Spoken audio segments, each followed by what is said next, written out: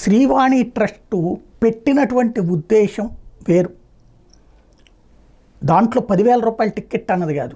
ప్రజల యొక్క అర్జెన్సీ వలన 10,000 రూపాయలు ఒక ఎత్తు అయితే, అందులో కీలకమైనటువంటి పాయింట్ ఒకటి ఉంది. ఆ డబ్బుల్ని ఒక ట్రస్ట్గా పెట్టి, అది తిరుమల తిరుపతి దేవస్థానం నిర్వహించింది, వేరే ప్రైవేటు వ్యక్తులేం కాదు. ఆ డబ్బులతో ఆంధ్రప్రదేశ్, తెలంగాణ 2 రాష్ట్రాల్లో ఎస్సీ ఎస్టీ వాడలలో ఆలయాలు నిర్మించారు. ఒక్కొక్క గుడికి 10 లక్షల రూపాయలు ఇచ్చారు.